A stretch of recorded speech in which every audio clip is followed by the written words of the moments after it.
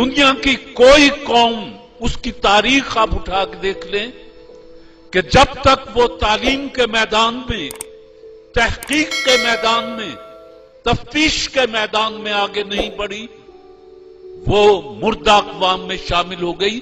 और जब मैं लफ्ज मुर्दा अक़वाम कहता हूं तो इसका मतलब ये नहीं होता कि उनके सांस की आमद और शुद्ध रुक जाती है, नहीं, वो इसी तरह के बंदे होते हैं, लेकिन वो चलते फिरते जनाजे, मुतहर्रक लाशें रह जाती हैं और वो गुलाम बन जाती हैं, चाहे माशी तौर पर चाहे वैसे।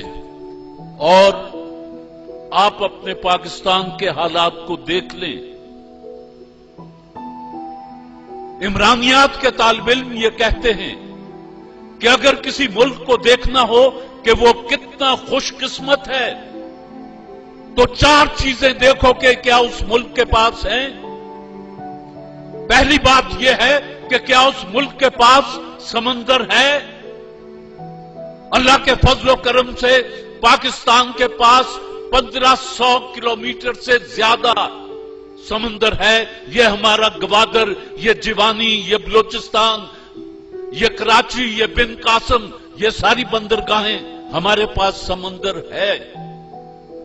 दूसरी बात पूछते हैं, क्या उनके पास रेगिस्तान है।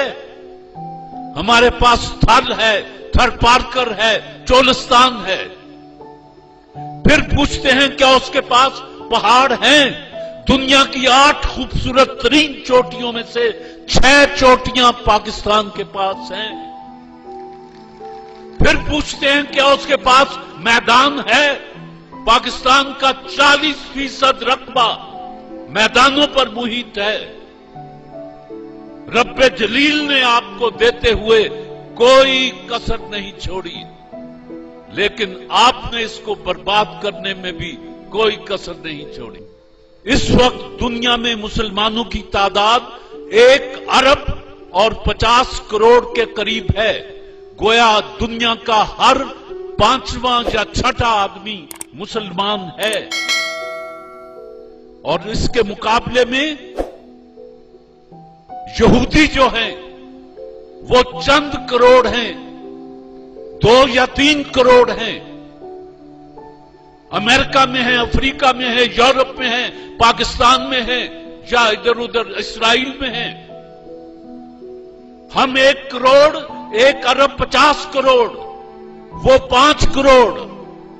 और पिछले 100 साल में 200 नोबेल प्राइज में से 180 प्राइज जो हैं वो यहूदियों के पास हैं। आपके पास सिर्फ 3 हैं। अब इसके बाद अगर रोने को जीना चाहे तो आदमी क्या करे कि एक तरफ 1 अरब 50 करोड़, वो 3 नोबेल प्राइज हासिल करते हैं। एक तरफ बहुत ही मार्जिन दे दूं 5 करोड़, वो 180 प्राइज हासिल करते हैं। मईशत उनके हाथ में। कार्ल मार्क्स कौन था? यहूदी था। ये जिसने पेंसिलिन बनाई कौन था? यहूदी था। दुनिया की इकोनॉमिक्स को इस वक्त यहूदी कंट्रोल कर रहे हैं। और मैं आपको एक बात बता दूं, ज़हन में रखिएगा कि आपके बच्चों का दूध तक ये मल्टीनेशनल कंपनियां उस पर कब्जा कर चुकी हैं। जिस दिन चाहेंगे आपके बच्चों को भूखा मार देंगे। सिर्फ दूध की बात कर रहा हूं। और पाकिस्तान दुनिया में दूध पैदा करने वाला 5वां मुल्क है, लेकिन आता सब कुछ उधर से ही है। बिस्किट भी उधर के आते हैं, गंदम भी वहीं से आती है। मेरे पास वक्त कम है और दिल के जख्म ज्यादा है।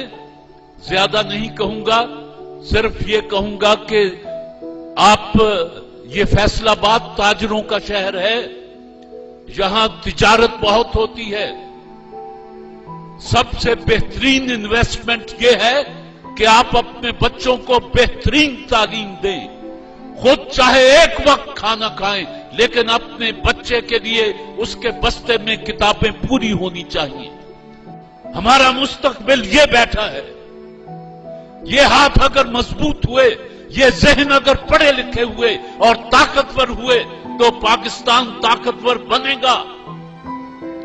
ہائے ہائے ہائے، مجید امجد نے کہیں کہا کہ وطن چمکتے ہوئے کنکروں کا نام نہیں، وطن چمکتے ہوئے کنکروں کا نام نہیں، یہ تیرے جسم تیری روح سے عبارت ہے. اور نظام کوہنا کے سائے میں عافیت سے نہ بیٹھ، نظام کوہنا تو گرتی ہوئی عمارت ہے. تو بات یہ ہے کہ ہم تو گرتی ہوئی عمارت ہیں. یہ ہے ہمارا مستقبل.